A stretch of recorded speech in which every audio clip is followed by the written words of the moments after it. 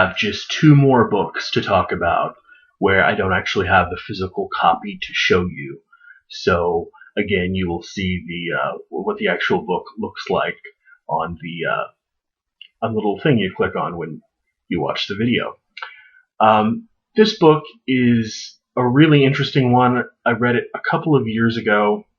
In fact, my review says September 9th, 2011, which is almost 2 years ago to the day. It's called Liquid Times. Liquid Times, Living in an Age of Uncertainty. And it's by the writer, sociologist, just a really sort of fascinating all-around guy. His name is Zygmunt Bauman. He's a Polish-born English sociologist writing in, I guess, what you could call the Marxist tradition, known for really thoroughgoing, fascinating critiques of consumerism, modernity, cultural memory, especially the Holocaust. He has a number of liquid books. This one is called Liquid Times. The other ones include Liquid Modernity, Liquid Love, on the frailty of human bonds, Liquid Life, and Liquid Fear. This one kind of seems to be a little bit shorter. The liquid books are a little bit shorter, and their aim is to sort of summarize some of the arguments that he's made over the course of his rather long career. I think he's in his 80s. He might be close to 90. But he's still around, and as far as I know, is still writing. The focus of Liquid Times is a kind of meta-critique of globalization and all the problems it presents, from rootlessness to the ubiquity of the security state, to with Bauman's central thesis being that the consequences of globalization have seriously hindered attempts at what he would call international justice. The goal of globalization, he would say, would be to eradicate any trade barriers and therefore create markets without frontiers.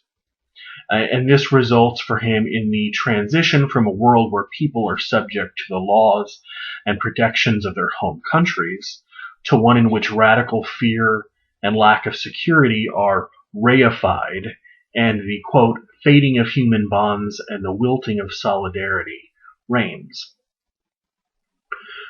This lack of security results in fear and a perceived lack of control, which in turn perpetuates and shores up the conspicuous shift toward national security that we have experienced in many, especially Western advanced liberal democracies. And so the pernicious cycle goes on. The security state mindset feeds into the sense of insecurity, and it's sort of like a snake eating its own tail. In his comparison of cities, the globally located ones, which is what he calls cities that are able to fully participate in the integrated sphere of globalization, and the locally located cities, those that aren't, Bauman says that the job of the city has changed from protecting its inhabitants from outsiders to housing ghettoized populations of peripatetic transnationals and strangers, what he calls dumping ground for globally conceived and gestated problems. And these are what he calls our liquid times. So our new liquid times have also brought about an unprecedented number of refugees, both political and economic, wars, which Bauman thinks are essentially local attempts to solve global problems. And these become intractable problems, right? They just sort of sit around and never go anywhere. The result is an excess of humanity, what he calls it. Humanity as a waste product, completely and utterly divested of property, personal identity, because they've been driven out of countries and their country sees no other function of the state other than just posing as a security state, and even a state that even sometimes refuses to recognize their existence in if you're talking about political, economic refugees. Bauman suggests that democracy has ironically become an elitist affair where the rich protect their interests and the poor continue to suffer from a lack of social safety nets and supportive governmental networks. He's also not terribly optimistic about the chances of gaining back a pre-globalized utopia, a word which Thomas More first darkly noted could mean homophonically either paradise or nowhere. I think I pointed this out in another video earlier today, but since this is another video and you probably didn't watch that one, the word utopia comes from the Greek word topos, and the prefix u, which means no, or it's a negation, and topos means place or place. So it means nowhere or no place. So literally this age of pre-globalization is not able to be achieved again. And while it is a paradise for some, this age of globalization, our world has become too liquid to be anything but the latter for us, a sort of globalized Dante's hell, I guess.